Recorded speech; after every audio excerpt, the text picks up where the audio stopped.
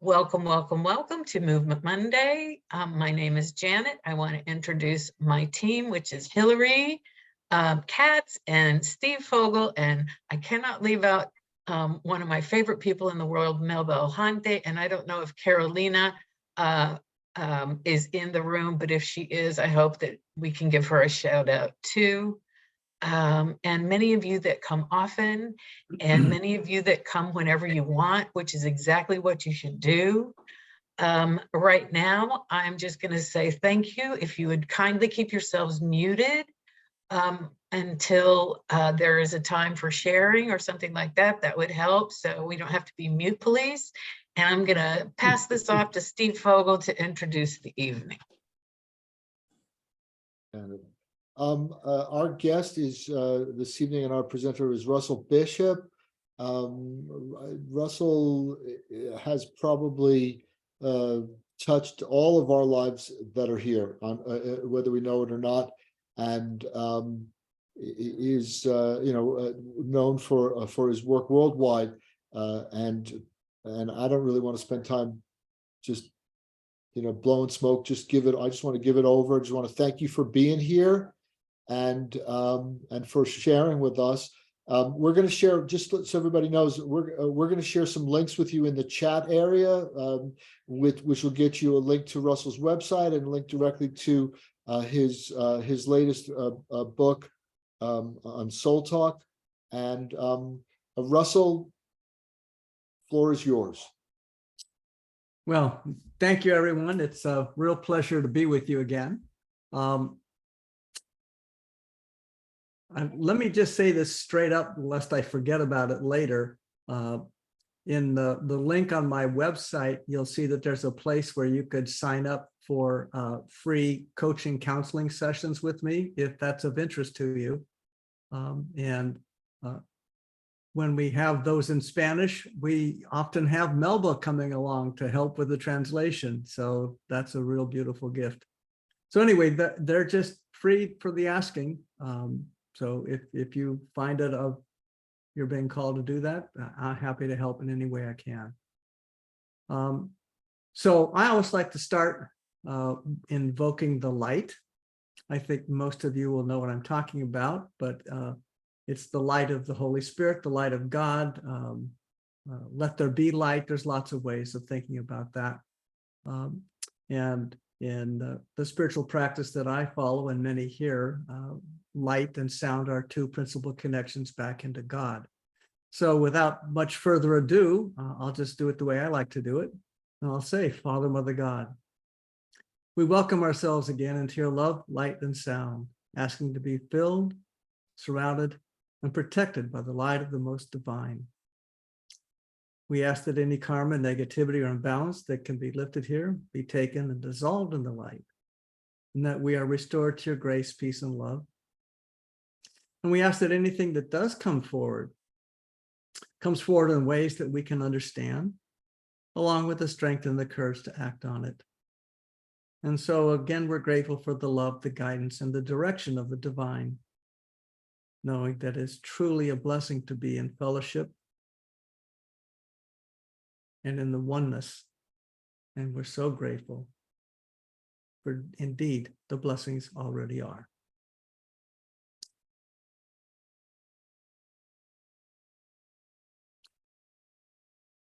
Many of you on this call will know who John Morton is, and I always like to, in these group settings, about 12 years ago, my wife Inez and I had a call with John while I was living in New York. And he started by calling us forward into the light just like that. And as soon as he finished, he said, okay, anything else? Because the light did it. So that's my standing joke and glimpse into reality as well. So let me say that anywhere along the line, if any of you have any questions, any comments, just anything or something that I might be able to be of assistance with, please, it's easiest if you use the virtual hand raising. So at the bottom of your screen, you'll see a little button that says reactions.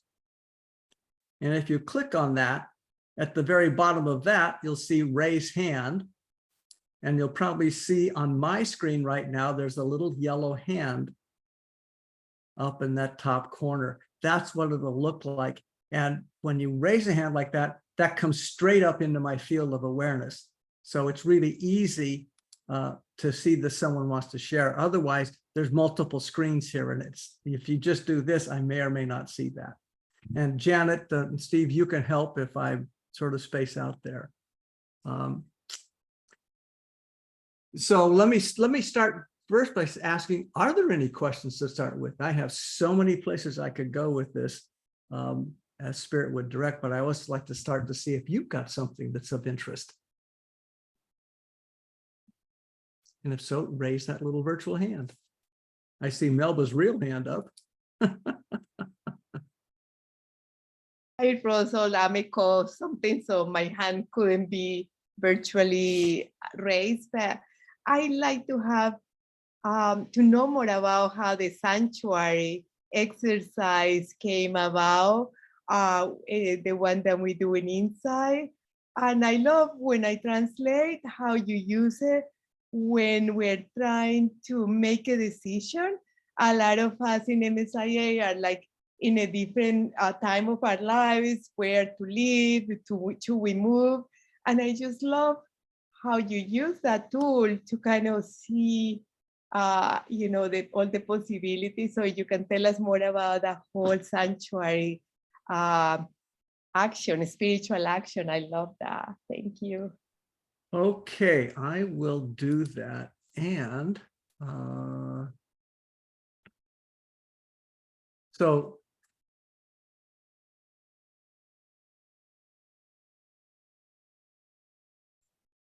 I think that there's several frames of reference here that may be useful to you as you think about this.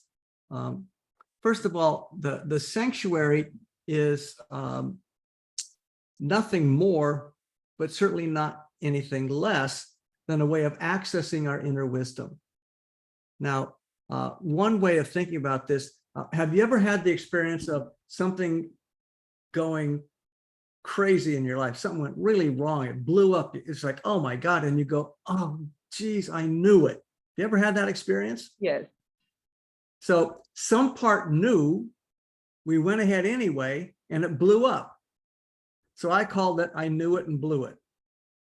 Now, have you had the other side?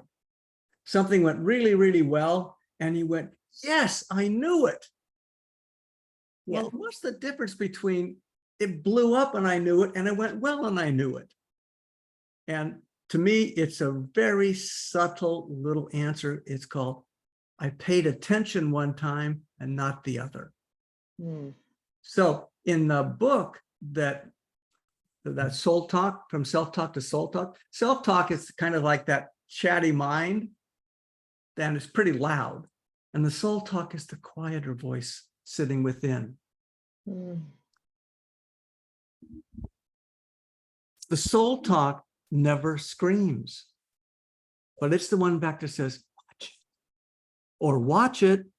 A lot of ways to watch. Watch out of being careful, watch out of noticing. So the sanctuary, in one respect, is a tool we can use to get past the chattery mind and listen to the deeper inner voice.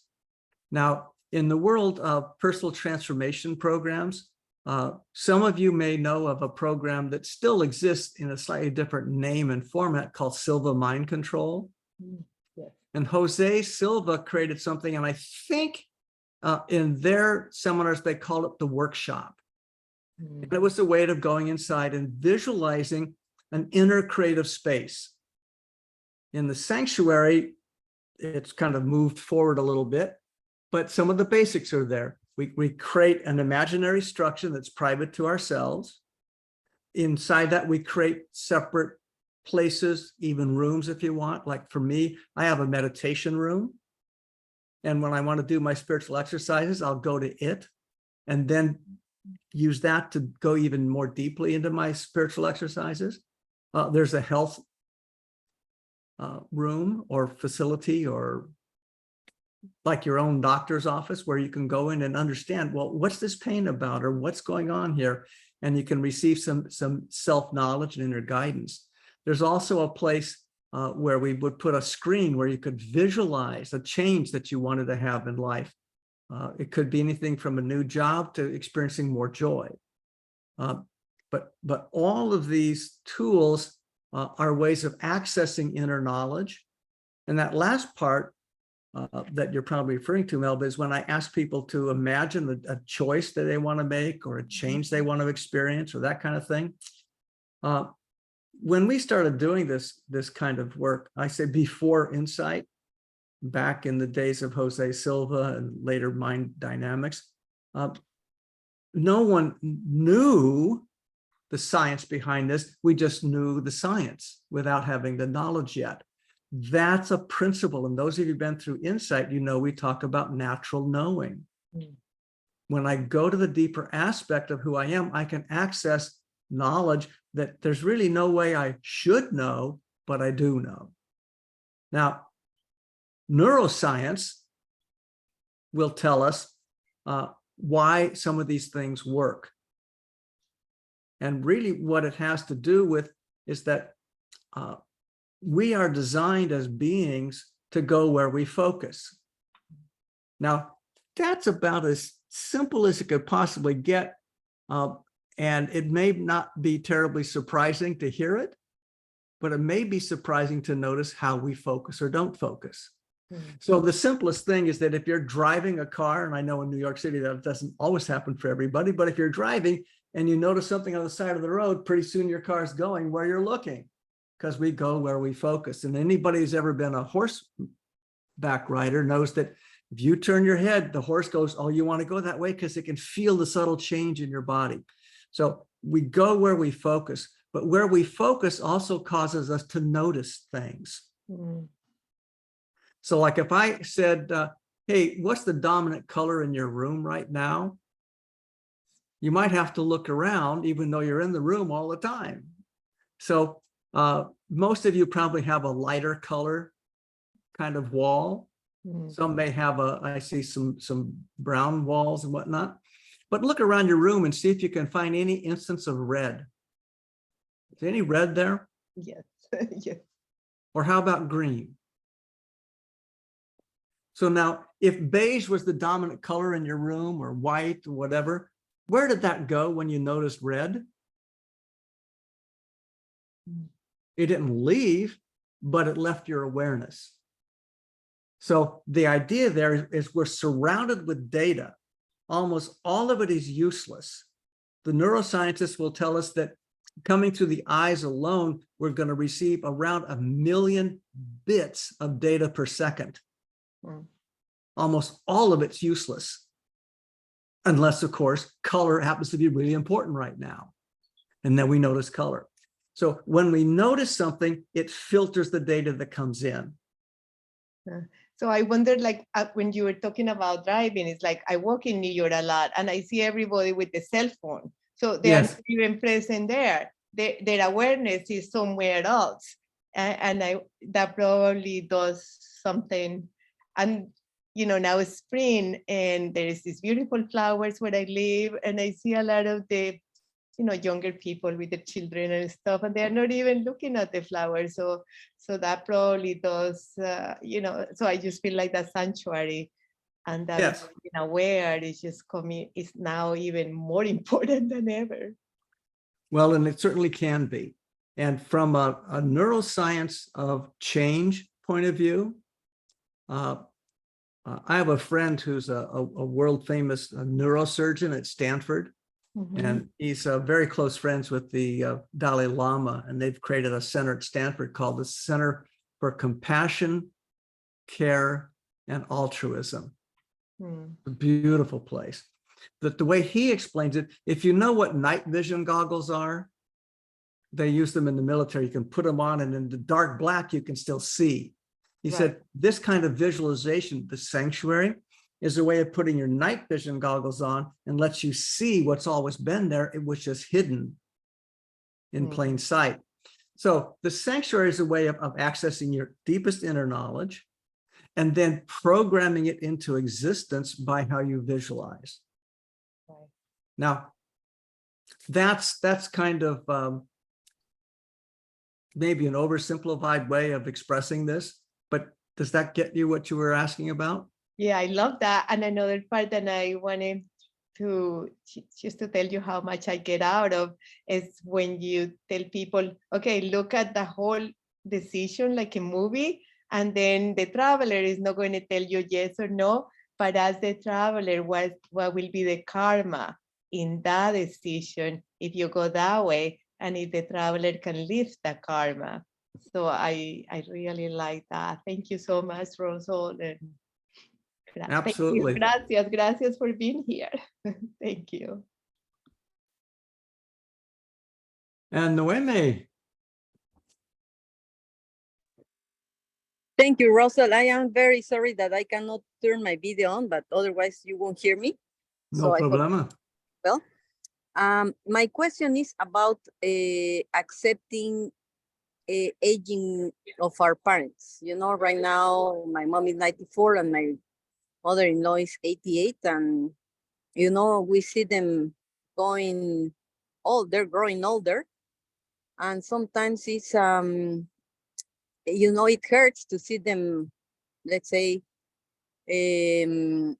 not being the same as they used to be and accepting it. So are there any tools or any exercises, or how can we change? You know, I try to see my mom as, you know, as a healthy, younger person, but, you know, also the reality is something else.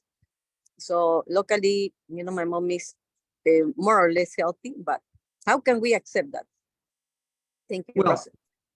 there's something to notice here, and that's that without asking you how old you are, I'll tell you how old I am. I'm 75, I'll be 76 in June.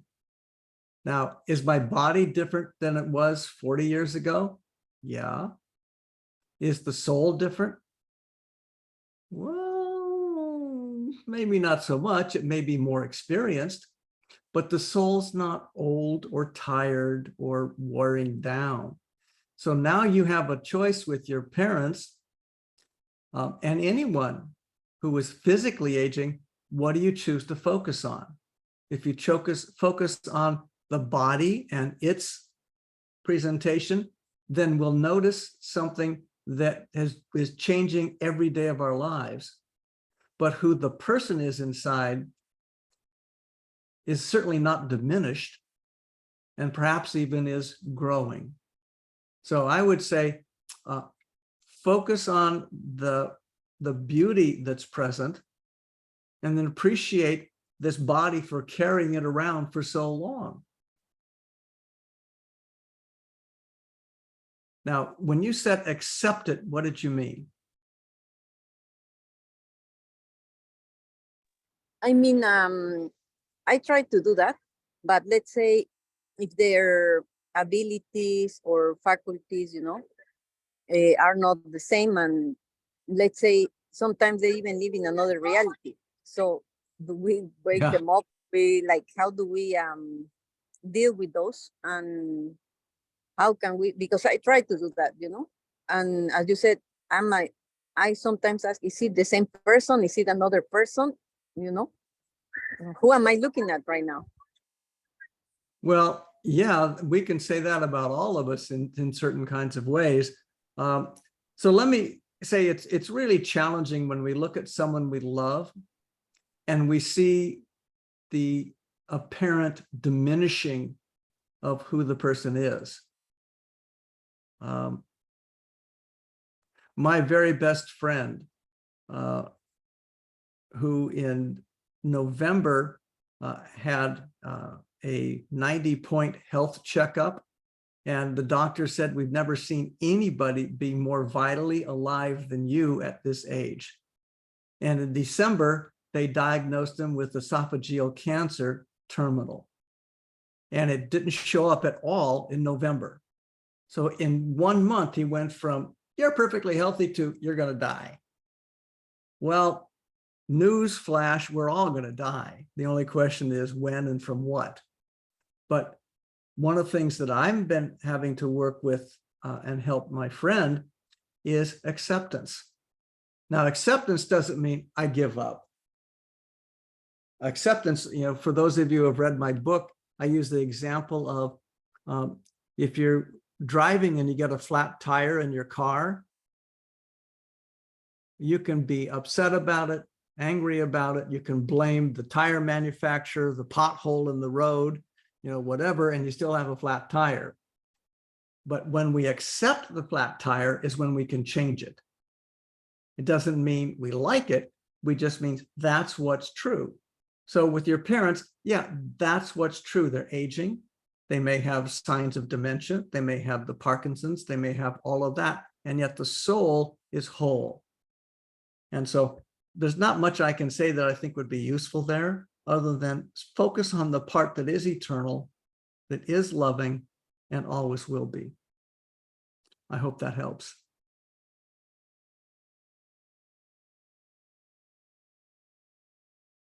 Thank you. And Mavi? Thank you, Russell. How are you? I'm good. Great. Thank you very much, Russell. Okay, I would like if you could talk to us about ordinariness, the prior condition to God. Yeah, what would you like to know about that? Sometimes I judge myself and I judge others that seem to feel very special because we are in the movement and because we do this and do that, and that we might be chosen or something. And what do you think about it? Well, in the Bible, it says the first shall be last and the last shall be first. That's kind of an interesting thing to keep in mind. The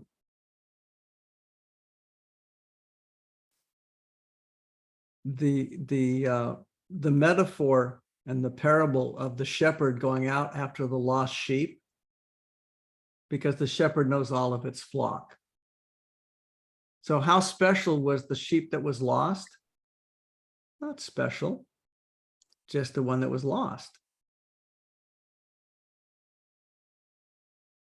There's lots of indications about what JR said, not one soul will be lost. So some of the simple things I ask people are, did all of this come from God?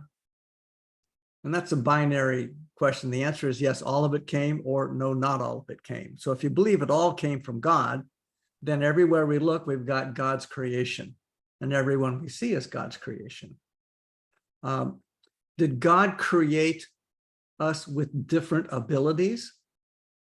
Yeah, I mean, some of us are singers, and some are dancers, and some are surgeons, and some play golf and whatever. But does God love all of its creation? Yeah. So one of the challenges is to live into the world in the fullness of the gifts we have without becoming full of ourselves about the gift. Now, in 1995, I was at a grace retreat in Asilomar, California, and there were about maybe 225 of us in that seminar. And I had an opportunity to do some sharing with John Roger in front of the group.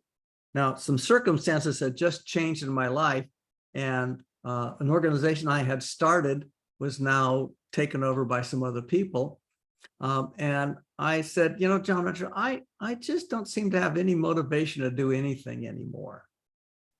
And he said, well, what's that about? And I said, well, it's like all my life, I've really focused on making a difference and making a contribution. He said, yeah. And I said, well, see, it seems to me that if I say, I want to make a contribution or a difference, I'm fundamentally judging God. And Jared kind of looked at me kind of shocked. He said, what do you mean? I said, well, it's like this. Dear God, look, you're doing pretty good out here. But boy, if you had me involved, wow, what a difference we could make. And I said, I don't want to play that game. And Jared said, okay, so this is really good, Russell, because what you're bringing up is the difference between the ego and the spiritual ego. What do you mean?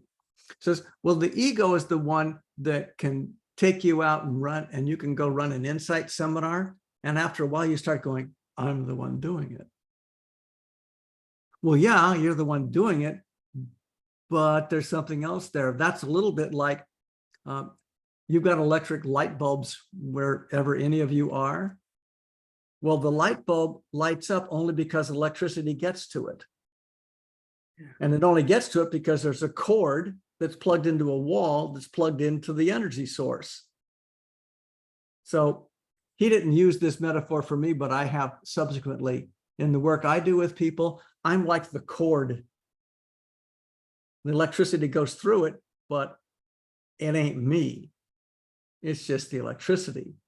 So how important is the cord to the light in the room? Well, on the one hand, it's important. You wouldn't have the light without it. On the other hand, you wouldn't have the light without the electricity or the bulb. So just be the role that we have. So he said, you can get out there with the ego and get all caught up in look at me and look what I'm doing. However, the spiritual ego, so remember this was about make a difference. The ego wants to say, I'm making a difference. The spiritual ego says, here's a difference that is to be made, and you're in line to help make it.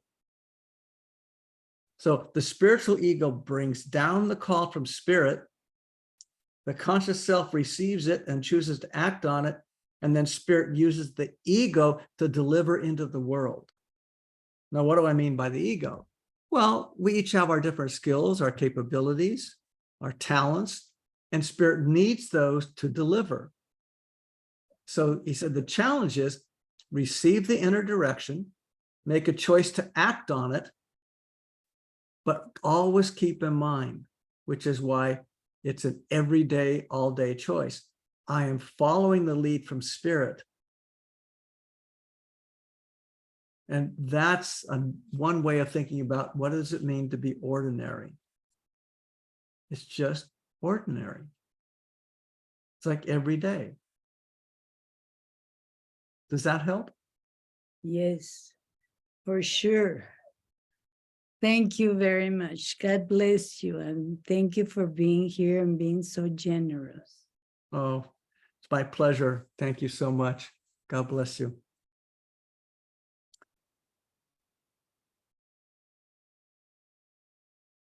I'm raising my physical hand. So, Yeah, I saw that. hi. So, I wonder if you could talk a little bit about the ideal scene. And the reason I want to talk about it is because it's been kind of a big deal for me. Because it hasn't been as big a deal as I thought it. I thought I needed to write like the second act of Othello, scene 2. And so when we talked and you said ideal scene, I was like, but wait, I felt so like, and I have a pretty good imagination. And I was like, but wait. And then I was like, oh, it only has to be one little thing. And so I wondered if you could just riff on that a little bit, because I'm building it, I'm learning it, and I'm finding the power of creation in it. Mm-hmm. And it's been so powerful, just microscopically by my actions have been real world experiences. Mm-hmm. So I wonder if you could talk about the ideal scene, what it is, how you do it, how it happens. Okay, so ideal scene can be used at different layers of consciousness. So the simplest layer would be, I want a new car, I want a new house, I want a new job. And so, and we can focus on and create those. And as we focus on creating something physical like that, we're relying on what John Roger called the magnetic light. It's also something called universal mind. Now, when we get into things like The Secret, there's no secret. It's just that great marketing. But it just says, as you focus, you'll start to find the avenues to your focus. So you can make the choices that get you there. Now, ultimately, an ideal scene is a combination of the physical area of focus and the energetic experience that we want with it. Now, what matters most? The physical object or the energetic?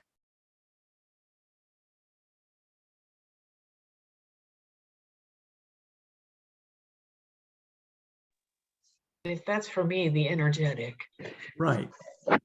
Oh, an ideal scene is about quality of experience. Now, if you're going to create an ideal scene, what you're essentially doing is saying, dear spirit, here's the blueprint for how I'd like my life to go. Now, in that blueprint, and my wife, Inez, does this on the phone with anybody for free as well. So if you're interested in an ideal scene setting, you can email me and I can set you up with Inez. But we always start an ideal scene with the first line at the top of the page says, this or something better for the highest good of all concerned. And that's what we call our safety valve. And the reason being is that if I say, I want this, and Spirit says, really? I mean, you could have that, but you want this? Okay. And then you get everything that comes with it, which is sometimes the experience of we want something, we really work hard to get it, and then we wonder why the heck we ever wanted it. So this or something better says, hey, Spirit, if I'm kind of missing the point, please feel free to correct it. So it's a safety valve. The second line of every ideal scene we do says, I am experiencing miracles as my seemingly impossible good is happening now. Now that's for the basic self, because when we start to imagine this thing, that thing, the other thing, some part of us may go, yeah, right, that'll never happen. We don't get stuff like that in our lives. So I'm experiencing miracles goes, I am, wow, that's cool. As my seemingly impossible good. So it's letting the basic self go, yeah, you know, we thought it was impossible, but really it's just seemingly impossible. And when is it happening? Now. So from there, we then begin to describe what we'd like to experience. So in my world, if I reach over here to my right, I have a folder labeled Ideal Scenes. And in here, I have printouts of multiple ideal scenes that I've created about different aspects of my life over time. So, you know, one of the things that I have struggled with is my own impatience. And I can be pretty judgmental on myself. So one line of this one I've pulled out says, I am lovingly accepting and patient with myself on all levels about all matters in all areas of my life. I am holding a positive, uplifting focus in all aspects. I am open and allowing God to bring forward anything and everything that is for my highest good. Now, I can take that into my sanctuary and then see myself being lovingly accepting, lovingly patient with myself, and begin to visualize that kind of thing. I am experiencing great love and joy, helping people clarify their presenting issues and discovering their soul-inspired next steps. Well, that's why I love doing this kind of work, because I love that. So when I started that, I didn't have the idea about doing free sessions or free webinars or anything. But all of a sudden, after that was created, I said, oh, if that's what you love, why don't you just do it? And who cares whether anybody pays you for it? So I'm doing lots of it and I love it. So it's really powerful to keep focusing on the quality of experience. And then I may have an idea So like if I have a job, I might put, I'm loving the experience of serving people in my job every day in every way. Now, if I'm looking for a new job, I want to make certain that I put in the quality of experience that I want with that. So sometimes the new job is the same one I got, it just became new because it takes into the service aspect of the work, or it may be a whole nother one all by itself. Does that help? Yes, and I guess there's the whole, there two things that occur to me is the way that this speaks to the basic self, the unconscious, however you want to talk about that, and then how it becomes also something that works in terms of the experience, the manifestation. So I love how you talk about it with the basic self, but how the suggestion also you made was then take that ideal scene into the sanctuary or think it up inside of the sanctuary. Absolutely. And so it's, to me, it's a wonderful process and a new way of looking at this that I have never seen or heard before. And very powerful, really things. I was like, oh my God, that just dropped in. It really did happen. And I was like, okay, I'm going to keep at this because, but it wasn't until I looked for the experience that I wanted. Right. When it just was, I want this thing, or I want this money, or I want that. No, it was when I said, no, I love teaching singers. I love sharing my time with this, that one walks up to me in the park and says, oh my God, please, and has a glorious voice. I mean, that's just one tiny, but it was just sort of like, a magical experience. So miracles do happen. They constantly. Do. And one of the things that you can do building all these questions together. So you imagine the quality of experience you want in any aspect of life. So Inez and I have about relationships, we have it about our work, we have it about all kinds of aspects of our life. Then you can go into the sanctuary and begin to visualize all that. And then in the sanctuary, once you get, it's like making a movie of that ideal scene as it's already happening, not someday in the future, it's present right now. Because if you say, I will be happy in my future life, the basic self says, okay, good luck with that. But it's right now. As you visualize it, then you can invite the inner master to come into your sanctuary with you. Now, some of us will be very specific. We'll say we want John Roger, mystical traveler, Jesus, Buddha, whatever. But the counsel from John Roger that I know best was invite the inner master. Because if we say inner master, it can come in any form that will be most appropriate for where I am in my consciousness right now. So it could be Jesus or John Roger or Buddha, or it could be the next door neighbor. It could be Joan Bizel. Absolutely. And it has been. So when that comes in, then you can say, here's my ideal scene. Here's what I'm imagining. And then it's like you're inviting the inner master to become your co-director. How would you change this? What would you add to it? Is there something I'm missing? Is there something I put in that doesn't seem necessary? And really dialogue together with the inner master about your ideal scene. And a lot of things may start to just take on a little more focus, a little more clarity. That's beautiful. Thank you. It's a wonderful, wonderful process. And it's a multi-dimensional process. It is. Now, when I first learned this process, it was in Mind Dynamics back in 1973. Now, at the time, I was this sort of budding psychologist. I'd been in thousands of hours of encounter groups and stuff like that. And I was starting to run my own groups, and they were huge. I had 6 people in them. I was like, whoa, my God, that's a huge group. So now I'm in this 50-person training, and I'm going, wow. How do you do that? And so we get towards the end, and the facilitator, a guy named Randy Revelle, God bless the guy, he said, so just like to think about what's the quality of life you'd like to be experiencing. What would you like to do? And then we go into what we now call the sanctuary. Back then we called it the workshop, and visualize it up on the screen. So I saw myself on the screen. I saw myself being fairly well dressed, because at the time I was, grad student poor.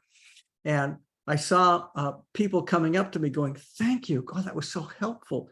And I saw myself going, wow, this is great. And I just loved being able to do things like that. And I felt the feeling, and I saw it on my face. I heard it in my voice, and I heard it in their voices. And then he said also, now I want you to create an affirmation that goes with that picture. So here's my very first affirmation. It is world-class beginner. It said, I am strong and confident in control of my life, doing what I want to do when I want to do it. Now, that doesn't win any prizes in best affirmation, but he said, now run the movie, and at the bottom of it, just keep seeing the affirmation going by. I'm strong and confident in control of my life, doing what I want to do when I want to do it. And visually, he said, now you got that? Great. Here's the exercise. Every morning, before you get out of bed, even before you go pee, just go back into that workshop, visualize that on the screen, see that affirmation, say it inside yourself, and do it for a minute. More if you want, but at least 1 minute in the morning. Go about your day. At the end of the day, when you're lying in bed, before you go to sleep, everything else is done, go back in, see the visualization, see the affirmation, say it to yourself, and go to sleep on that image. I did that every day. This was starting in about the 1st of June. By the middle of July, I was then working as a volunteer for Mind Dynamics full-time. By September 1st, I was running their San Francisco Center and leading trainings with over 100 people in them. Now, how did all that happen? Well, I put the filter in place. I gave the blueprint to spirit, although we didn't know that was the language. And it just began to filter out all the other noise. And here comes the choices that line up with that. Now, if you do it every morning, just 1 minute, do 5 if you got it. And if you want to, you can go back in midday. But all this begins to reinforce how those night vision goggles are searching and finding. It's very, very, very, very, very, very powerful.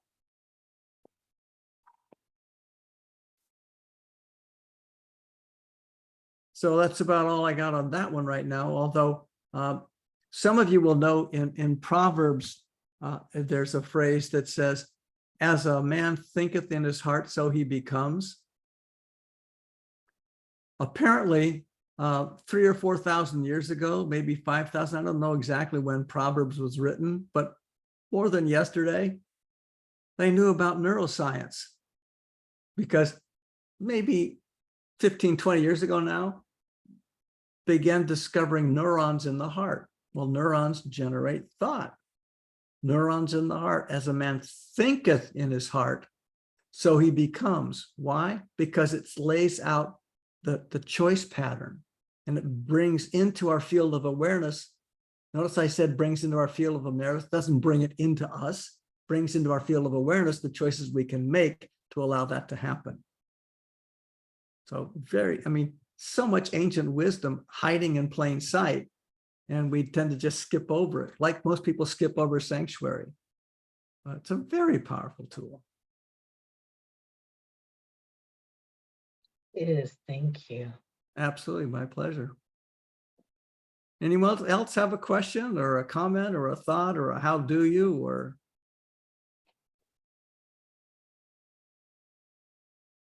Russell, I'll tell you a quick ideal scene story, and I have a question also.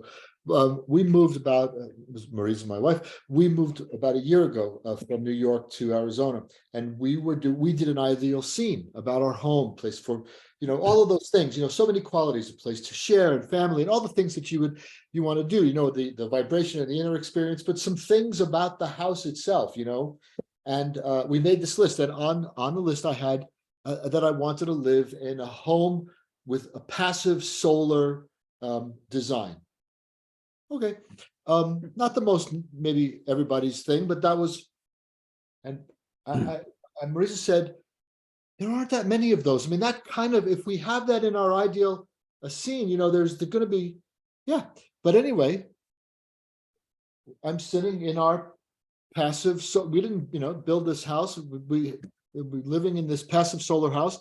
The guy, who was selling it, wouldn't sell it to anybody, took it off the market, wouldn't sell it. Then we showed up, sold us the house, and he told a real estate broker, I'm going to sell this house to somebody from New York.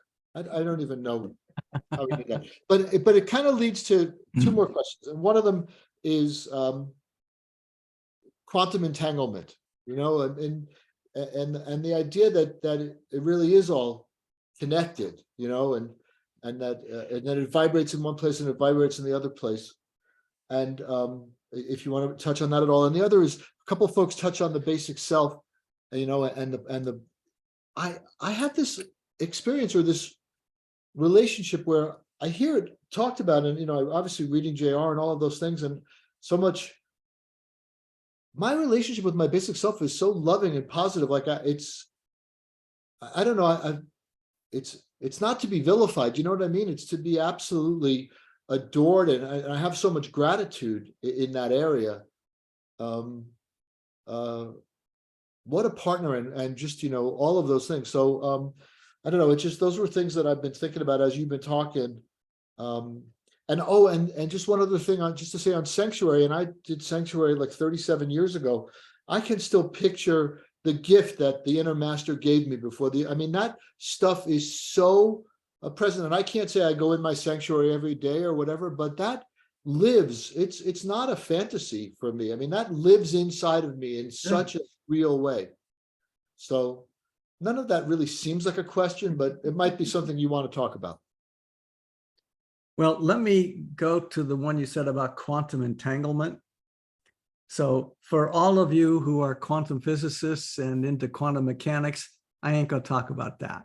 I'm going to talk about what it is. One of the things, the only sort of organizational work I'm doing these days is a little bit with a group that is out of Stanford University and Brazil, working with a family that has multiple billions of dollars, and they're funding research into the stuff that has been traditionally called paranormal, all the paradoxical stuff. So what is it about prayer communion that works? What is it about, et cetera?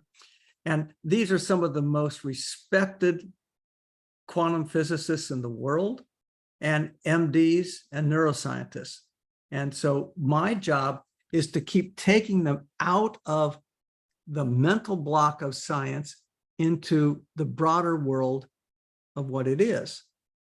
And so the way I start with this, and with anybody, well, I have behind me an electric piano, and the middle A is at 440 hertz. Well, that was a standard that was arrived at worldwide, I think in 1956, that has said worldwide, all the middle A's will be 440 hertz. And every orchestra in the world tunes to the middle A 440, that the concertmaster comes out and plays that after having tuned to the piano. Okay, 440 hertz, that's a vibration. So I'm going to say some more about that. Color is a vibration. Sound is a vibration. So are certain feelings, vibrations. If you have a room full of pianos and you strike that middle A 440 key of any piano, all the other 440 strings will vibrate with it. Why? They're not being touched, but they're on the same frequency, the harmonic vibration, and they move with it. If your ear is close enough to one of those strings, you can actually hear the faint A being articulated. Now, what's that about? So I said colors are vibrations. So we just think of white light as white light, but you run it through a prism and all of a sudden you see its components. There's the red and the orange, the green, and da da da da da. What we don't see are all the other colors that we can't see, the human eye can't, but certain birds can, certain cats can. They see other colors besides what we see. Now, what does that mean? It just means the vibrations are there, but we have to be attuned to them in a certain way. Why does any of this matter? So one of the things I will ask people I'm working with early on is, hey, are you listening to the BBC radio right now? Is anybody here listening to BBC radio right now? I don't think so. Is the BBC in the room with you right now? Yes. So that's the trick question. Some people say no. He says, oh, yes, it is. You just have to have a radio and you can tune to its frequency and you can pick up what's being broadcast. Now, radio, television, all of the signals of all of the world are in your room with you right now. You simply need to have a tuner to pick them up. So at 7 o'clock Eastern, your local ABC station has a frequency called ABC, and riding on it was certain content. At 8 o'clock, it's the same frequency, but new content. Okay, now, is there spiritual frequency or information in the room with you right now? And the question there is, well, yeah, but guess what? With the radio or the TV, you need an external tuner. For the spiritual frequency, we are the tuner. And where is the tuner? In most metaphysical studies, we would say it's in the heart. And we can also attune to it through the crown chakra, the third eye. But the heart seems to be a place that a lot of things vibrate to. Now, having been trained originally as a psychologist and then going into different aspects of the work, one of the things I learned early on was that thoughts and emotions are frequencies, and other people can pick them up. And anybody here who's a parent, you will know that when you had that little baby, it could be just fine and somebody else walks in the room and all of a sudden it's disturbed. And that person leaves the room and all of a sudden they're fine. Well, what was that about? The baby was simply sensing the disturbance in the other person, and it vibrated their own disturbance and they became disturbed. The person left, oh, the disturbance is gone, they calm down. The inverse can happen. The baby's disturbed and someone with a calming presence comes in and they calm. Animals know about this. We sense what's going on, which is simply a way of saying we have a tuner we don't know how to identify. Now, early on in COVID, I did a number of webinars for people in different parts of the world about the reactions and some of the challenges that they had in their families, especially with children. The parents would often be consuming all the news and getting disturbed about COVID, but not talking to the child. But the child could sense the disturbance and they start acting out and being just, well, what is that? They're picking up your thoughts and feelings. They don't know what it is. They just know the essence of it. And they're responding to that essence.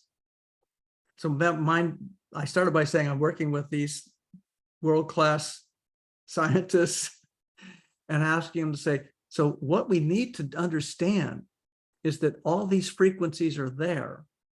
It's been called paranormal, unusual, strange by the people who've not learned how to tune their instrument. So the problem we're having with the research that we're funding all over the world is we're trying to measure something for which we do not yet have the instrument to measure it. So that's when I'm teaching them to go into the sanctuary, ask the inner master, what do we need that we don't yet have? because their objective is to reveal the reality of this stuff in ways that it's observable and irrefutable. And so they keep stumbling over the same things that people have stumbled over for almost a century now, trying to prove something with an inaccurate tool. So learning to last little thing is BBC radio external tuner, spiritual frequency, internal tuner. Well, our thoughts are frequencies. So not only are they frequencies, but we are transmitters sending them out, and we're also tuners receiving them. So now the question becomes, what am I sending out and what am I receiving in? And then how do I adjust for that which I most wish to experience? And if you're picking up disturbance in MSIA, when we do things like our doctoral programs and master's programs, we have a question when we're experiencing something. So it could be a disturbance or anything else. You might say, is this mine or someone else's? John Roger always used to say, hey, you're not responsible for the thoughts that come into your head, just the ones you keep there. And no one ever stopped to ask him, what do you mean? Well, thoughts come into our heads because we pick them up. It's just not ours unless we hold on to it. So a rambling answer to something, but it basically says all there is energy. That's all there is. And what we do with it is our choice. So becoming aware, attuning to the highest frequency possible, that's the game. It's funny because this is what I'm working with in my DSS. I mean, I didn't ask the question this way, but you literally just started describing what I've been looking at for a year, just actually tracking what frequency I chant the names of God at and seeing what the results are. But so can we, in your experience, fine tune, like with intention or with to those higher frequency, as you said, if we're putting stuff out, if we transmit and we receive, is the frequency, do we limit the frequencies we receive on based on what we put out, or that's not really the only filter? And how do we tune to the highest frequencies? Well, a lot of it's a fabulous question. So I kind of had a little smile when you said I was speaking to what you're working on. Now, I didn't know I was going to answer that, but it wasn't me answering that. Right. It's kind of an example of it all. Yes. And so for whatever reason, I've been blessed with a certain sensitivity. And when I was 6, the kids in first grade nicknamed me Encyclopedia. And the reason was that, teachers would ask questions and I would know answers. Now, fast forward to Insight 1 and we have the heart chart, and in the middle we say natural knowing. Well, JR said, if you tap into this inner consciousness, you have access to universes of knowledge. Well, it's true. So the thing to do is get the ego out of the way and just receive that which is there. Now we have to learn how to attune. So you could go into the sanctuary and practicing tuning your instrument and find out if it's out of tune. Mine gets out of tune when I move into judgment and criticism. Who am I most judgmental of and most critical of? Me. Other people may think I'm critical of them, and I just go, you think that's critical? Oh my God, you haven't seen anything. I was doing a training with JR on Insight 1, I don't know, maybe 81, 82, somewhere in there. And we would, if you never saw us work together, we just had this most amazing thing. We would just sit there and finish each other's sentences, and he would just encourage me to just jump in. He might be working with someone in an area and I have a point of view or piece of information. He just, yeah, come on in.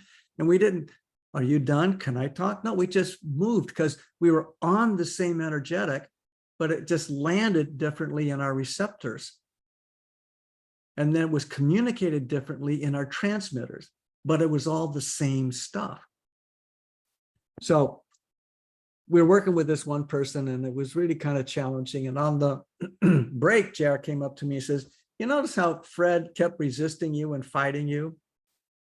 And then I said the same thing and he didn't fight at all. And I kind of went, yeah, well, sure, you're JR. He said, no. Notice they don't always fight with you, just this guy. And other times I said, yeah. He says, well, so do you know what a carrier wave is? And a carrier wave is like ABC is a frequency that the content rides on. He said, your carrier wave is sometimes criticism. So the first thing they receive is criticism and then the information. He said, the people who are really sharp discard the criticism carrier wave and receive the information and move on it. But those who are maybe blocked or stuck or whatever, block the information because they get stuck on the criticism. He said, for me, JR, I don't share anything until I get the carrier wave of loving present. And that's the first thing they get is loving and then the information. So Russell, allow yourself to access the carrier wave of loving and the information will be more receivable. Now, let's see, that was 41 years ago or so. I'm maybe somewhere around second or third grade in learning that lesson. But it's there. Going into the sanctuary, attuning to it, asking for the inner master to show me how to attune to those higher frequencies. Show me how to respond to them. All of that's doable and possible.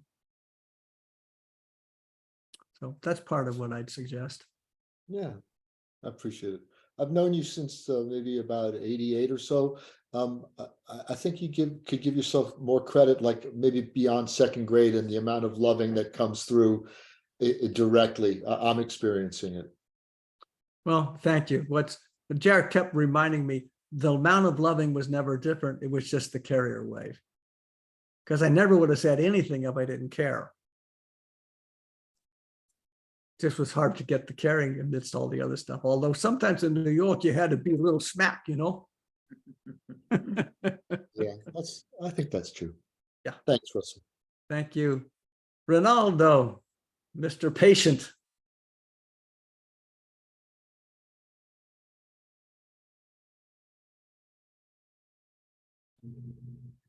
Listening quite well, to some degree attentively. It's kind of interesting when you said something about, your experience in sixth grade or fourth grade or something. Because every so often my experience with you is I start listening to you and in my consciousness, not my consciousness, but the consciousness goes into different places with you. It's like, and I'll go out for a while because I want to go with Russell and connect to his library here with all these different subject matters that you're connected to, which is quite fascinating. I don't know if I have a question per se, but just maybe as I begin to talk, something will come forward. Sort of the fascinating thing with the vibrational energy field frequencies. Just in the last 2 days or something, I've come across these different so-called energetic healing machines. Now, all of a sudden, now medicine is entering into this aspect. I said, wow, I can see, just around the corner, people having their energetic healing machine at home or whatever. Could be a good business, for whatever, 300, 400, And, you know, and you dial in, you go, you know, today I'm here with this, okay, and okay, and let's see what happens here. So, wow, what a fascinating development with that. And that's when you were talking about this particular paranormal study group. Here you have something that's quantifiable, seems like something that is readable, something that has specific markers, and people can see, wow, looks, hey, something's going on here. And then I go, well, then there's, so that's like with health. And health is like, man, that's like that's a huge issue in our lifetime. Whether it's COVID, post-COVID, the fact that we're all wonderfully 50 years and older, or 50 years and younger group. And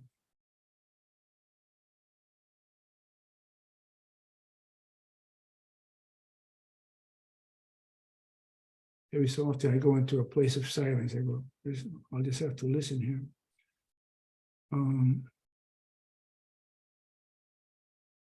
I also listened to what Melba said. I think the last time around, I also mentioned that I thought the sanctuary was this magnificent tool that for XYZ reasons, God is, I think, playing hide and seek with me with the sanctuary. And so that leads me to this direction. Well, I'm a mystery unto myself. So I'm kind of putting pieces together. I go, however my consciousness works, it quite doesn't do it exactly like others. And I may be looking at trying to see it like others. And so there's this process of also paying attention to the uniqueness of our individual consciousness and how, and paying attention to that and honoring that. And even as I talk about it, maybe the fact that I haven't had, well, maybe I've interpreted not having the same accessibility, how I envision that accessibility needs to be or should be, has led me to go, it's almost prompting me, well, okay, keep refining the attunement, keep paying attention to what's going on. So it's like, for this gentleman, it's not going to happen that quick. It's almost like you just give tits and bees little pieces here, because there's something else for him. And then I look, that we're all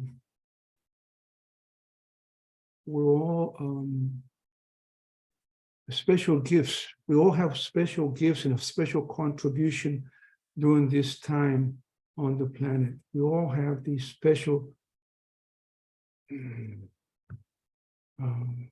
things that we're to do. And I don't speak from the ego level, but from that place of just the greater consciousness of service. So I'm in that process.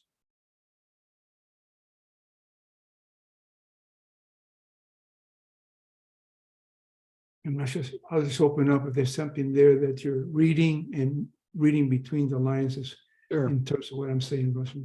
Well, let me take a couple of things. The first one is just very simple and practical. If I understood you correctly, you may be one of many people who, if you go inside and try to visualize sanctuaries, it's not like watching a movie for you. You don't see crystal images, okay? Right. So do you remember where you were living when you were 10? Yes. Can you see your room? Yes. Do you see it or you feel it? I would say I see it, but I feel it more. Exactly. So when you do inner visualization, yours is more of a feeling process. Some people will have Technicolor, 4K, 8K. I mean, it's wow, super high definition. Others, it's just vague as all get out. But it's the energetic that matters, not the physical presentation. So just allow yourself. And then when you do get in and you attune to it, then you can ask the inner master, is there something you'd like to show me with this? Because it might, but it might show you in a feeling level more than in a visual level, but it might show you feeling. For some people, it's all auditory, in harmonics, that kind of thing. I want to go to something you said about a healing machine, and wouldn't that be wonderful? And so this goes to some of this work that I'm doing with these folks. The answer to that is, well, maybe. And what I mean by maybe. So let me take something as simple as an aspirin. If you have a headache, you can take an aspirin. And what does the aspirin do? Does it cure the headache? It dulls the senses. It doesn't tell me what the source of the headache is. That's why in Insight, we did that pull it out and talk to it exercise. And how did I create you? What are you here for? What do you want me to know? Is there something I can do? Because there's information in it. So when we're looking at healing, first of all, like my wife Inez stopped doing physical chiropractic adjustments because they wouldn't hold. And so her reasoning was, well, look, if it's just physical misalignment and it goes back out again, what's causing it to go out? And that's when she began 30 some years ago to notice the consciousness was the critical issue. So we need to address the consciousness. Now, I've had early experience, early for me, maybe 30 some years ago, with something that's called an accutron and mild-pulse generator. And the basic theory there is that the human body communicates three things internally: blood, lymph, and electricity. And in the area of physical injury, the first thing that usually goes is the electrical connection between cells. And if that goes, then it can't properly do the blood and lymph exchanges the way it's meant to do. So this thing could basically, following meridians, find out which meridians were weak, and then by throwing low pulse energetic through there, reestablish the connection, and the body would heal. Now, that didn't mean that the source was healed.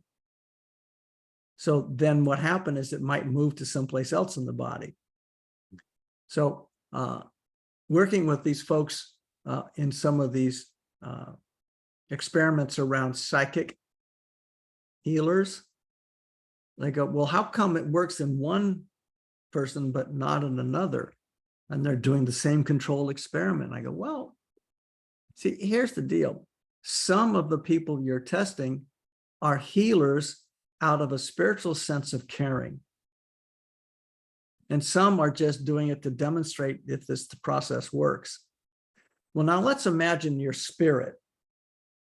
And spirit looks in and says, oh, this is done out of the spirit of caring and for the highest good, and it can come in and work anything.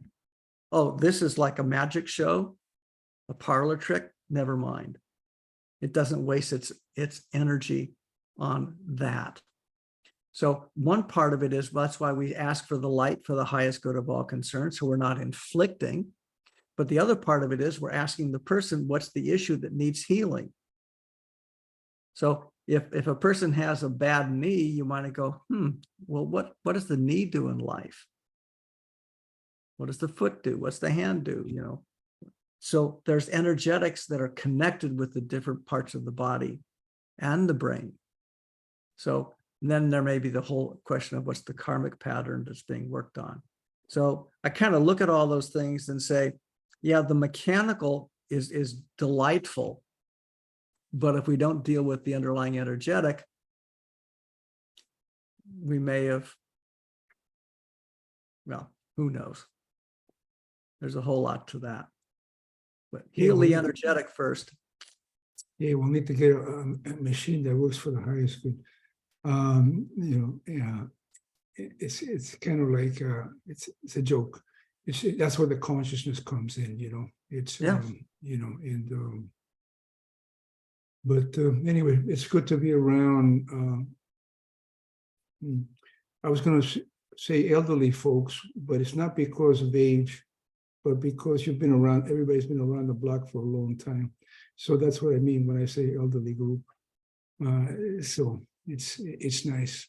Thanks for being here as always. Thanks for your generosity and opening up the book, opening up the books, opening up the library, opening up the library. Yeah, for all of us to take a look at things. My great pleasure. Thank you. I love your service all these many, many years. Yeah.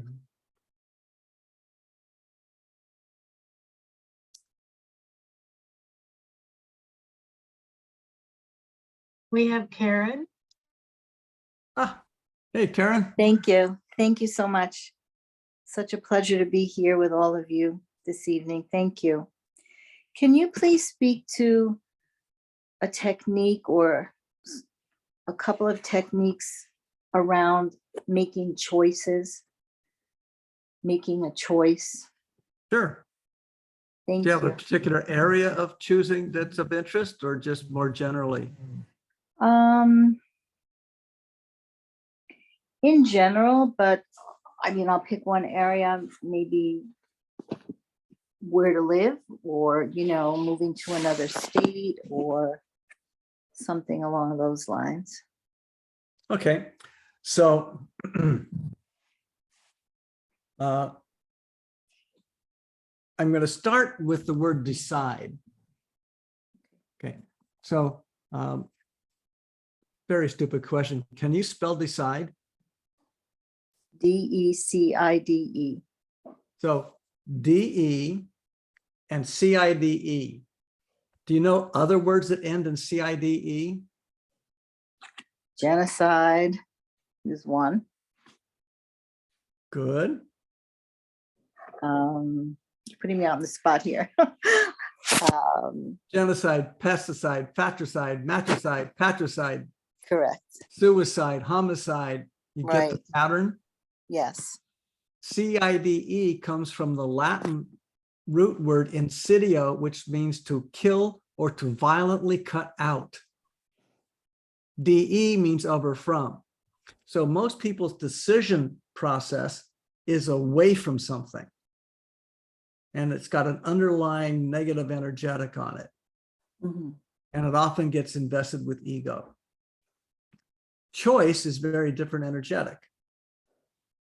So we choose towards something. So you used the example of moving to a new location. So are you moving to something or are you moving away from something? Both. That's the problem. Okay. Okay, so just repeat after me. I'm no longer thinking of negative thoughts. I'm no longer thinking of negative thoughts. And what's the last phrase in that sentence? Negative thoughts. Exactly. So what's the basic self here? Negative. Negative. So the consciousness is not designed to receive a negative instruction. Don't think of a white polar bear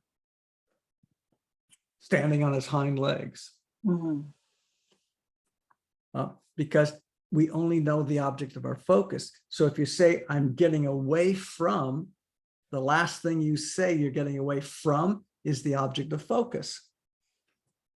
So that's why we said in an ideal scene, we want to talk about what's the quality of experience I'm looking for. I love the sanctity, the joyfulness, and the peace of my home and surroundings. It is different from, I'm getting rid of those noisy ass neighbors that bug the crap out of me.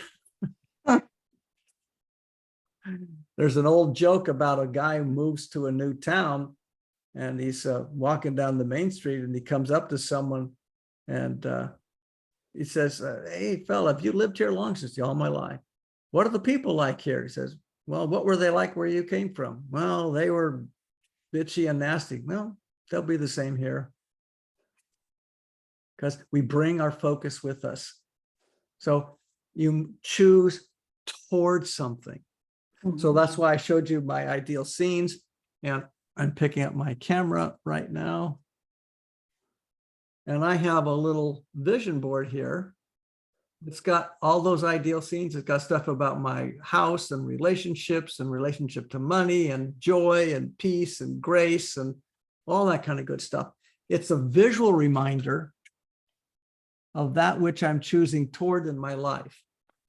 So I've got the written statements, I've got the visual support up here, and I've got the inner support. So now if you wanted to say, you could do this on a sheet of paper, you could do it on a computer, you could just do it in your sanctuary, but sit down and ask yourself, what experience am I looking for where I live? And the more you can get clear about that, the more you can start to say, okay, so now what choices show up? Well, I could do this or I could do that. Now, have you ever heard Jerry use the term soul realm mock-up? Yes. Yeah, there's a whole tape on that, a whole seminar. The idea is you create the image of what you want to experience, and then you mock it up inside. Well, now that's visualization and affirmation process. That changes the neurochemistry, and it begins to create the focus for the reticular system to find the choices that support that experience. So you might come up with 2 or 3 or 4 different choices. Well, then you can sit down and imagine each one of them and imagine what will it take to get there and which one would be most fulfilling for you. And you might go, oh, gosh, I thought of 4 of them. All of a sudden, here's a 5th that seems even better. So we're choosing towards something, not away from something. Does that make sense? It does make sense. Is it easy? Well, coming up with 4 or 5 choices and then stepping into one of them, that's often where I would get stuck. Yeah, but see, you don't have to physically move on it yet. You can go inside the sanctuary and imagine moving into it. And then you can do a separate thing that says, what will I have to handle in order to do that? So moving next door is different from moving to another country in terms of just logistics and cost. Mm-hmm. So you want to go through that exercise and say, well, what do I have to handle in order to make that happen? And then you can ask spirit for help.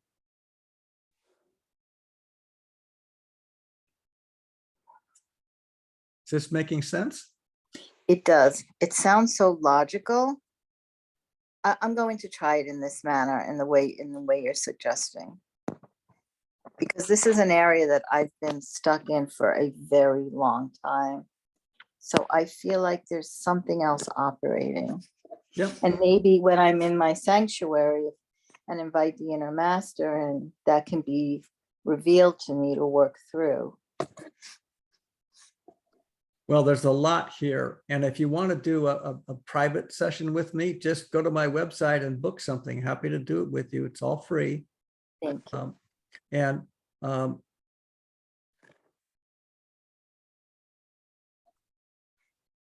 There's so much of spiritual wisdom is so simple, which is different from easy.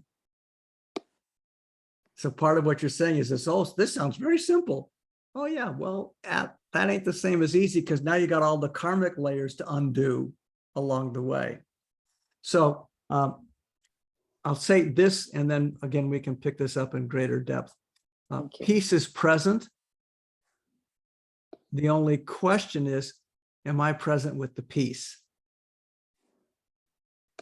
Whenever people are in pardon me, while I type, someone asked the question, what is that website you mentioned? So it's just my name, russellbishop.com. Whoops. I meant to put that to everybody. So when I'm in peace, I don't ever go, wow, I'm in peace. Because that's a mental construct. I just left peace to think about it. So when we're in peace, we're just in peace. The question becomes, what did I have to focus on to leave the peace? So that might be something for you to consider as you're imagining all these different choices. And again, happy to work with you more on that as you will. Thank you. God bless you. God bless you. Joni Bizel. Hey, Russell. So there's been an awful lot of talk recently about AI, artificial intelligence. Yeah. And I'm wondering the effect on our brains, on artificial intelligence, how it would affect our thinking for what we want, as you're talking about that energy that's underneath, underlying energy, that if that could be thrown by artificial intelligence, I don't know what I'm talking about. But what do you think about that? Well, I've been dabbling around that for a little bit, and it's very interesting. The positive side to me is it's an interesting way to access information from an intellectual point of view. Something I ask people a lot who are really sort of struggling, not that that's what you're doing here, struggling to get into some of these other dimensions.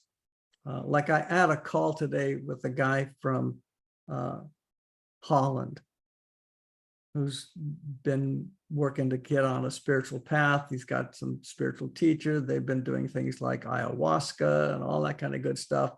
And he showed me his bookshelf, and he's got all these different books on spirituality. And so I asked him what his field of expertise was. And he says it's business finance. And he's a professor in a business school over there. And I said, well, great. So have you ever met somebody who said they really knew a lot about business finance, and within a minute or two, you knew they didn't know much of anything? He said, yeah. There's a difference between knowing about something and actually knowing it.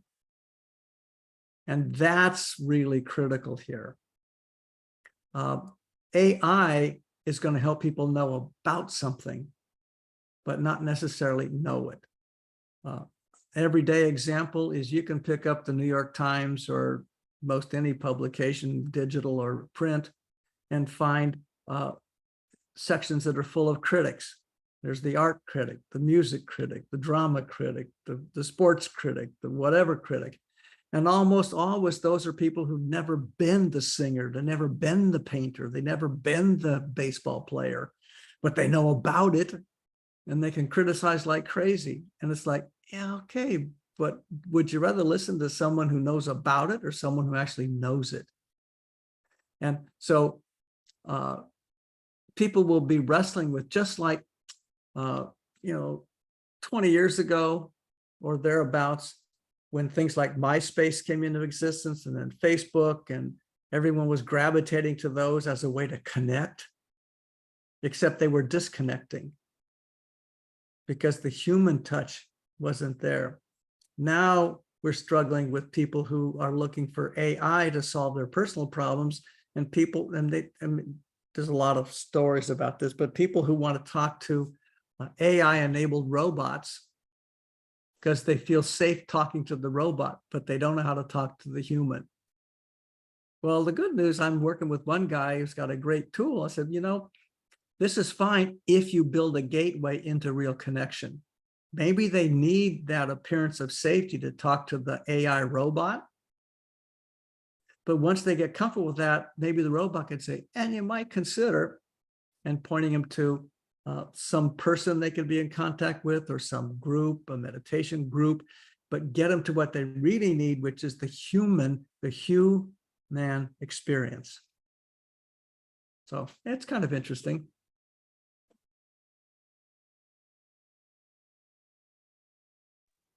Yeah, I think it's all a fertile ground to explore more and on how AI will affect our thinking, our spirituality, our connections, our communication. I think it's, at the very beginning. Yeah. Well, I went to, I'm part of a beta group for one of the big AI groups out of Google. And I went up the first day and I just said, tell me about the difference between self-talk and soul talk. And 5 seconds later, it had all of this stuff from my book. And then I said, how do I lead a soul-centered life? And then it gathered stuff from my book and a bunch of others. And it said, well, here's 11 things you can do. And so it was very useful for that. So, there's going to be all of the positive, and then, God knows what else will come. But Yeah. it's fun. Thank you. Thank you. Thank you for all your years of loving support. Thank you. My privilege. Hey, Zeus, I saw you had your hand up before, and there it is again. Oh, can you hear me? Yes. Oh, so John just called me, so I had to like bump off because we're gonna go into. I'm gonna meet him. I'm in Philly, and I'm gonna meet him in Washington D.C. So it's kind of cool. So I was interested. Great, thank you, Melba. Thank you, Russell. Thank you, Ronaldo. I was listening. It was great stuff. Like always. I was interested in how's the Spanish book. How's that experience happening for you and my Latino friends? What's going on with you in that? You're asking me or Melba or No, you. me? Well, we got it published. And I still, in fact, one of my things to do was get hold of Melba and say, well, what do you think about this story about maybe going to South America and helping get it out there? But as you know, I'm not nearly the promoter you are. So Oh, I'm not. I need the Zeus gene. Well, just to throw it out to you, Stu Simmergrand hooked him up for that Mystic Journey bookstore. I sent you the information. He Yes. did it. He did. I think you should do at least a book opening now that things are softening on COVID. Thank God. But I think Mystic Journey is just to jot it down is hot for you if you'd want to do it. Yep. And I love to see you do a public book signing type thing. Well, I That's- will. I just wrote it down. I'll make certain that I follow up now. It's been on my someday maybe list to follow up as you've suggested it, but now the progress, so I better go do it. I mean, and a lot of stuff. I listened to Steve Fogel talk about, and what you were talking about, entanglements, and I don't have a question. I really loved the ham and eggs starting to get you to talk, and it has been really good. So I just want to throw in a couple things like love and light to your book in Spanish, and maybe you do Mystic Journey. And then on Montana in Santa Monica, there's a new bookstore called Zippy. I think I sent it to you. Zippy, like they're friends with Agape in New York, Zippy. Yeah. Okay. Anyway, bookstores seem to be popping up. So kind of cool for those authors if you want to get out there. Anyway, I love seeing you, Russ. Appreciate it. All I want to do is make the work available to people. That's the thing that most rings my bell. Love it. Love you. Thank you, Melba. Thank you, Janet. Love you. And I'm really grateful you're on the Melba show and the Janet shows to spread the light to my Latino family and all that. So thank you. Say hi to the White House for us. Yeah, we're gonna do DC. Just got out of services, and Philadelphia. Things are on fire. We're older, but damn, we're good. Yo, well, give Love John and Lee a hug for me, will you? I will. Love you, man. Thank you, brother. Travel well. I'll be listening. Bye. Cool. John Marin.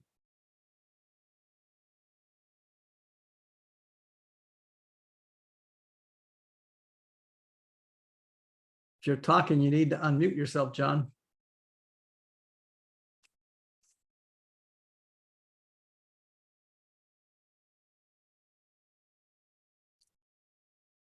Did we lose you, John? Okay. Well. Oh, there he is.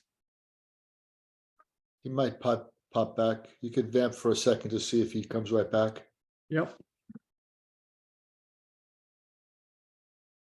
I see, John Marin, I see you on the screen.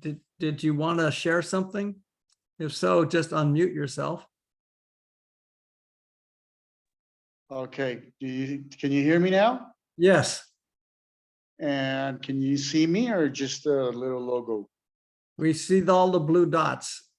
Okay, well, I can't figure, I don't have my glasses on, so I can't see anything, but we'll just go like that. I don't want to make you lose any more time, but I just wanted to say we could hook up and see, based on what last conversation we had in LA when you went to the Insight one, the Spanish one, and Yep. now that I heard Jizu putting the energy back on, on Latin America, I think it would be great if we could do something with Melba and get you down here, man, because you are, no, I don't know any good adjectives that could reach what I want to say about the light you could bring down here.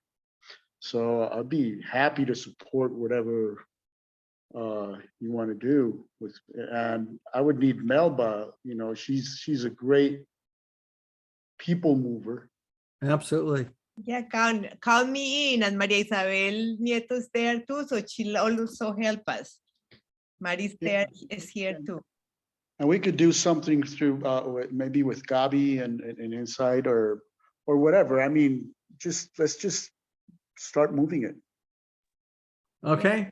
Well, Let's I will have it reach out to you and to Melba, and we'll see what we can craft.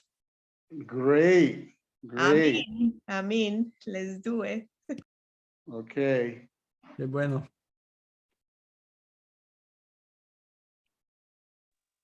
You just got to watch the arepas and the avocado and the cheese, but everything else should be good. Wow.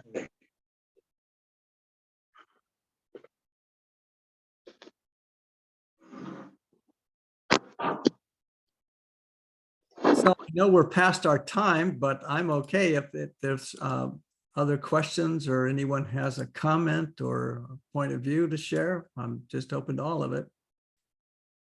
Russell, I just wanted to thank you because a few minutes ago I didn't have access to my camera, and then at the end I couldn't thank you properly because I couldn't unmute myself. So thank you very much. I appreciate your answer. God bless you, and thank you very much to you and the organizers. Thank you.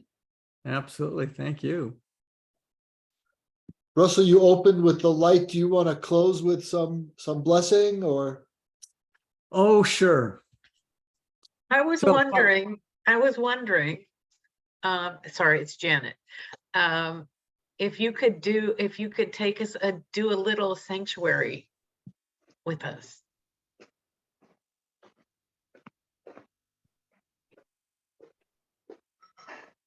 Well, we can do a little mini thing right now. That's what I meant, yeah. And if you want, maybe we could do another one of these on sanctuary and Yes, that'd be fantastic. Okay. do a larger one. That'd be great. Okay, so host, will you give me screen sharing permission?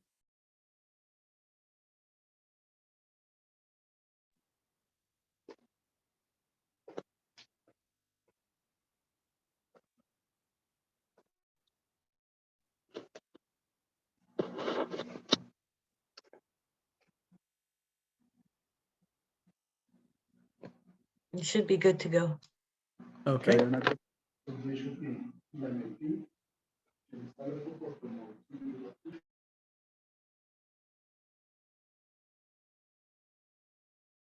Okay, so one moment.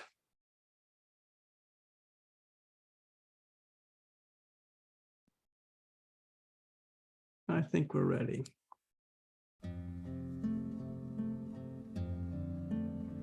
And so you can just let your eyes come closed if you like. .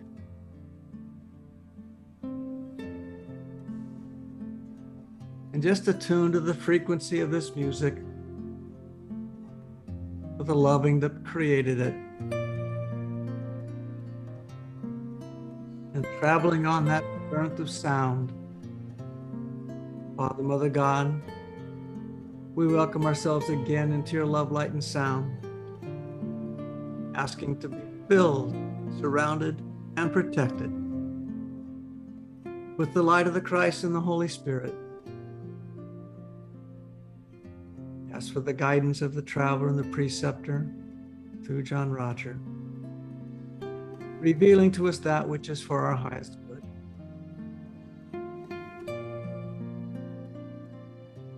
Now we let our consciousness open to the greater depths and expansions of our soul.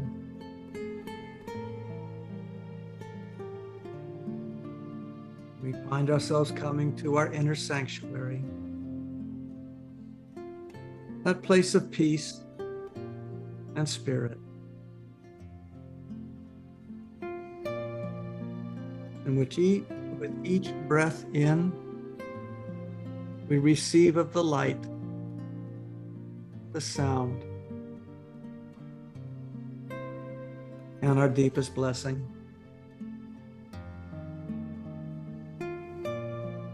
And so now, if you choose, in this quiet and protected space, invite the presence of your inner master.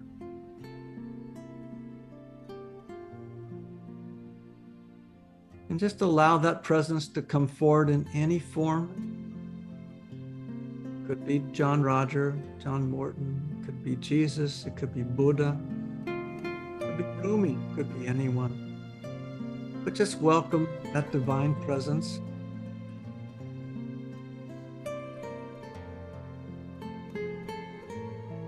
And as the Master appears,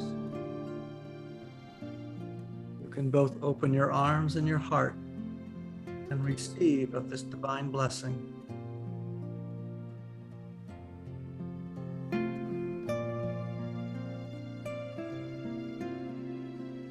As you allow that inner attunement,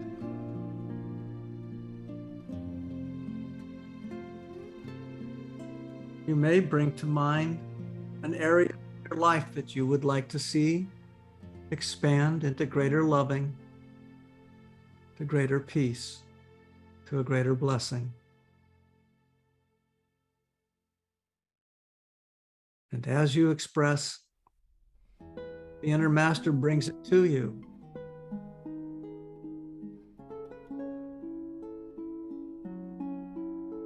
And offers you guidance, support,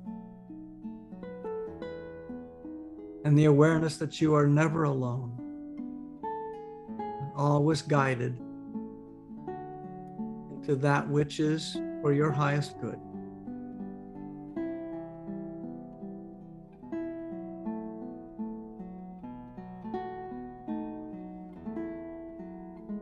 And now, with the inner master present with you,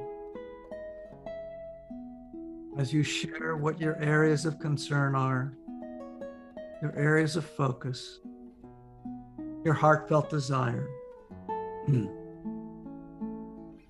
may wish to ask the inner master for any guidance, any clarification, or any further blessing. I'll be quiet for a moment and let you dialogue with your inner master.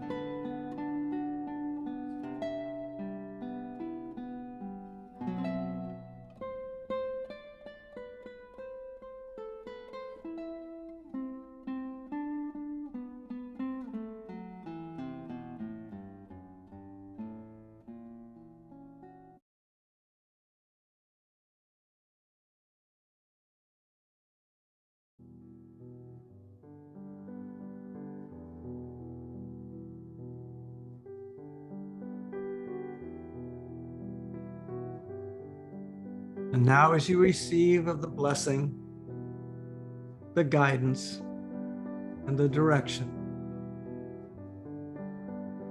you recognize in your heart the Master is always with you, always loving, and always supportive.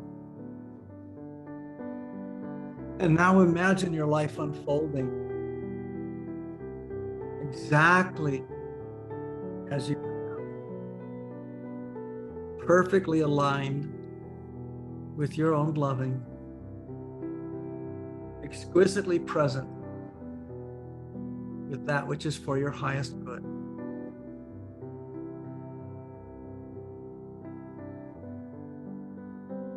And with gratitude in your heart and loving radiating from every part of your being,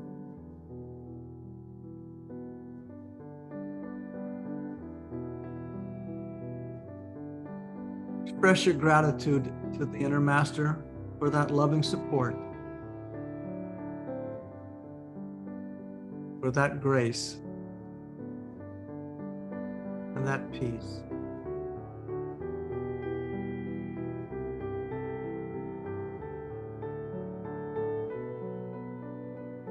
And now we ask the Master to bless each of us and all of us,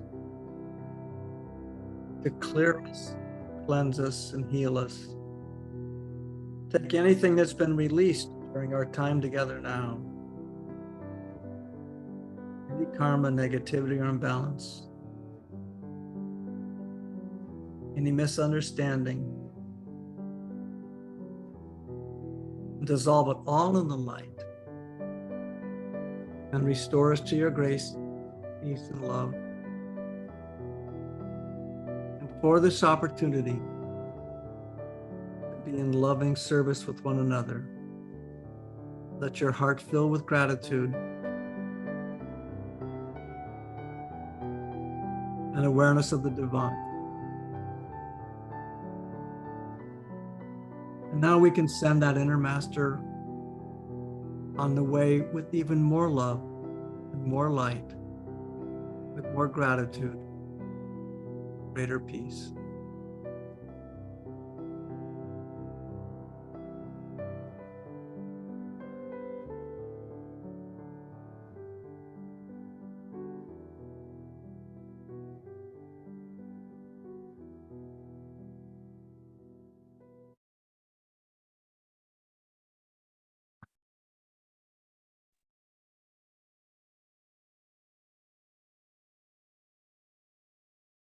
Well, a blessing to be with you, to be sure.